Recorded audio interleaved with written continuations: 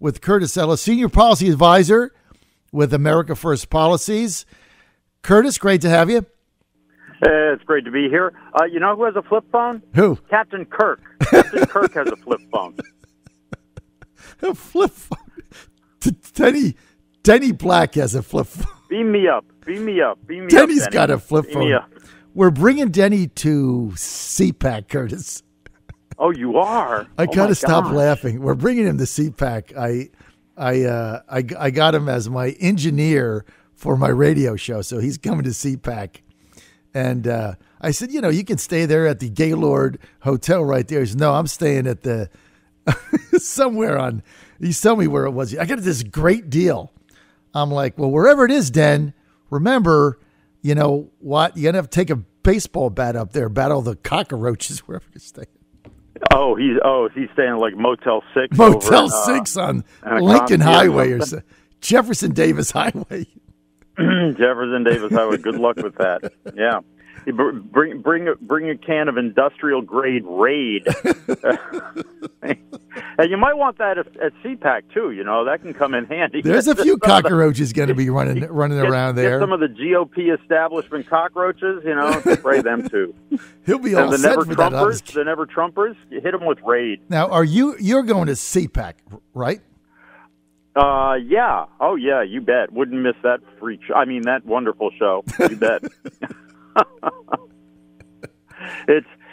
My good friend Yehesko Moskowitz is going to be there for they're going to have a CPAC Shabbat, Jewish Sabbath on Friday night. Is going to be great. He's going to be speaking at a panel on why Jews should leave the Democratic Party, and it's great. I got to go to that.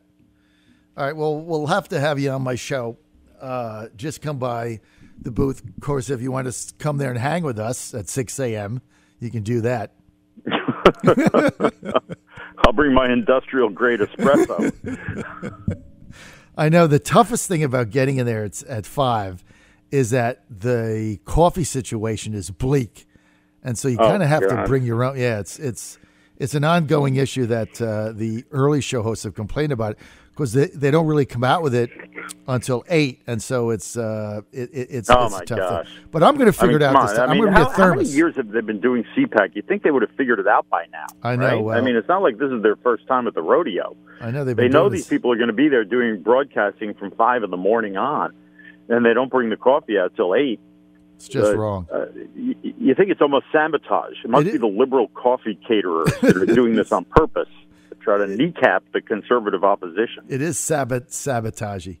All right, now Curtis Ellis. I love this. I love what President Trump did with the Chinese tariff negotiations. So he says, look, I'm supposed to put another $250 billion in tariffs on starting March 1st, but look, they're negotiating in good faith, and I'm going to give them a little flexibility. I'm going to give them another month without the added tariffs, but I'm not going to take off the tariffs I have. I'm just going to add the other 275, whatever is 250 billion. I'm not going to do that. I'm going to keep on what I have, and we'll see how it goes for a month. And if that doesn't work out, we'll just add it in April. See, here's what the Chinese are accustomed to, and you've said this over and over. They're accustomed to the president saying, okay, we'll take all the tariffs off for 90 days. And then they never get back on, and they never agree to anything. Where's it stand now? Right. Well, where it stands now is we don't have a deal. The talks continue, the tariffs continue, and the president's made very clear that we will not have a deal unless it deals with the structural issues, the intellectual property theft, the subsidies to the state-owned companies, the cyber espionage, and there's going to be real enforcement and real punishment and penalties put in place if they don't live up to whatever deal they sign. So there won't be a deal unless it deals with the fundamentals and has enforcement, trust but verify, and has real penalties. We have come so far. The president has changed the entire discussion. Remember, before President Trump came along, everybody was still under the delusion that China was our friends, that they're honest brokers, that they want to become just like us, and it's free market capitalism over there, and they're becoming capitalists. Nobody believes that anymore. Not even the Fortune 50, not even the multinational companies that have invested up to their eyeballs in China are saying that. They're saying, even the big multinationals are saying, we've got to have a real deal. China's got to stop ripping us off. We can't let them continue getting away with what they've been doing. So there's been a marked sea change in attitudes toward China. It's all directly related to President Trump. He is directly responsible for removing the scales from people's eyes, from changing the entire terms of the discussion. Remember, everybody used to say, oh, tariffs are bad. Tariffs are something left over from the 17th century. Nobody does tariffs anymore. They're no good. And nobody says that anymore. They recognize that the only reason China's talking to us, the only reason they came to the table is because of the tariffs and the threat of tariffs and the threat of massive retaliation. So we don't have a deal yet, and there will be no deal unless it's a real deal. It's not going to be enough for them to buy our corn and buy our soybeans and buy our sorghum and buy our waste paper and fertilizer, right? It's got to deal with their ongoing cheating and theft. So it's very interesting to see what's going on here. I tell you, Denny, we've been involved in this fight for a long, long time, and never have I thought. There were times, going back 3 years, 4 years, I never thought we'd get to this point in my lifetime where people could say openly, and even the biggest companies would say,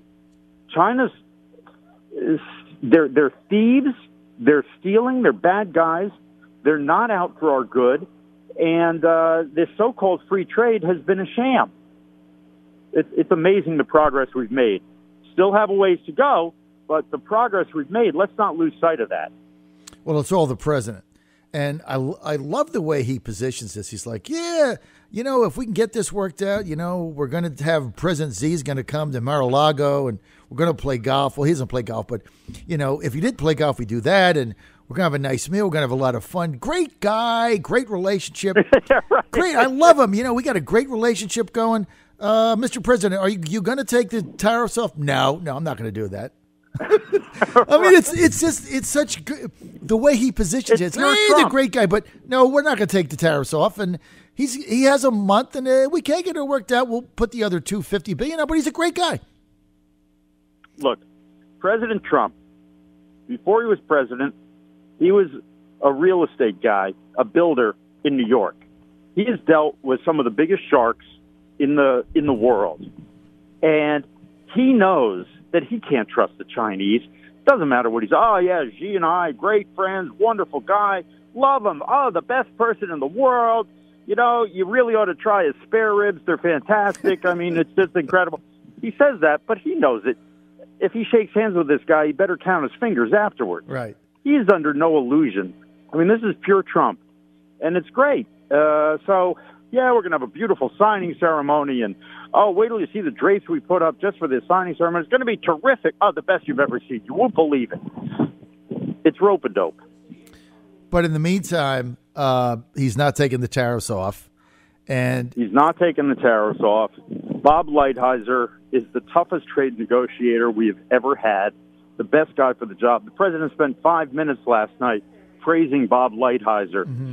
He was at the National Governors Association, gave a speech, and he was talking about how he's always wanted to take on China and have Bob Lighthizer decide to do it. So we're in good shape.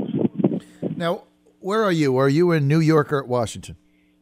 I am in New York. Right. And, I just came off Fox TV. You just got off of Fox News, so I got to see that segment. I didn't get a chance to watch it. But you'll be in D.C. when, Curtis? What's that? When will we be in Washington? I will be in Washington, well, probably next week for CPAC. Good. Okay, good deal. We'll see you then. Going forward now, let's get to North Korea, as long as we're on negotiation. The president leaving for Vietnam this week, actually this evening, going to negotiate with Kim Jong-un. Same thing. The president said, look, let's have a conversation. Let's have a dialogue. We made some progress. Maybe we'll be successful. Maybe we'll not. but we can't get anything resolved if we don't sit down and talk to each other. Isn't that what the Democrats have been asking for, diplomacy, forever? Now all of a sudden they have Trump derangement syndrome, and they say he shouldn't meet with them. What are they talking about? Right. All right, this is the Democratic Party that used to believe in unconditional talks with the Soviet Union when they had a full-blown nuclear arsenal pointed right at us every direction. And it was like, talk to them all the time. We should talk to them. We should have a summit with them. We should keep talking with them. We should talk to them some more. And after we're done talking to them, let's keep talking some more. But when it comes to Kim Jong-un and President Trump, you shouldn't talk to him. Why are we talking to this guy? He's our enemy. Well, what do? You talk to your friends? No, you talk to your enemies. Mm-hmm. I mean, that's what you're supposed to do. What do you do with your enemies? Have a nuclear war with your enemies? No, you talk to them. So, and you got to think that there's an element of this too in this is a factor in the China talks, because if Kim Jong-un doesn't come around and he doesn't deliver something, who gets blamed for it? His neighbor, Beijing, right? So he has now turned the tables on China. For 20 years, every American president has been, 20 years, 30 years, has been afraid to do anything with China because, we need China's help on North Korea. We don't want to upset them with the trade talks, even though they're ripping us off, because we need their help and cooperation to bring North Korea around. Well, Trump has flipped the script. So now he's meeting with Kim Jong-un, and if Kim Jong-un doesn't straighten up and fly right, he can blame China for it. And it's like, we don't need to be nice to you on trade anymore because you're not doing anything. You're not doing anything to help us with North Korea. So it's a brilliant move. Yeah, because it adds more pressure on the Chinese in order to get involved in this and get some cooperation done. And look, as I said at the opening of this, Curtis, the Chinese have rolled the U.S. and its leaders for 5 decades. Ever since Richard Nixon got there, and I guess it was 73 or 1972. 1972. They've rolled us. I mean, look what they did to Obama with the Paris Accords. They said, we'll stop building coal plants unfiltered in 2050, maybe.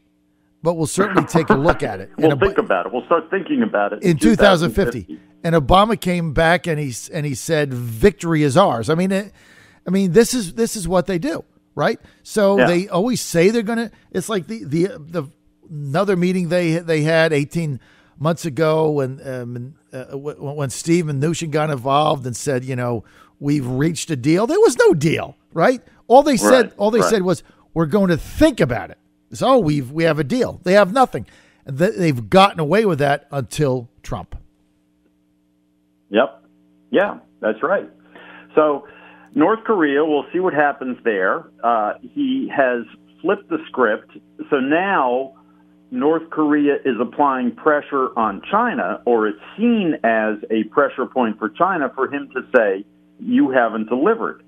And China is now, the onus is on China to get North Korea to actually do something instead of the way it's been played before. So it's a big week.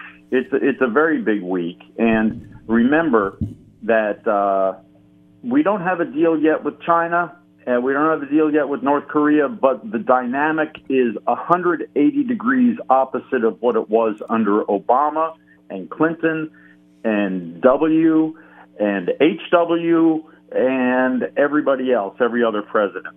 All the way back to Richard Nixon in 1972, who was probably the toughest negotiator we had when he first started. At least he knew what he was dealing with. Everybody else, Carter on, has gotten rolled. Curtis Ellis, I'm out of time. I want to thank you for being with us, man. Thank you so much.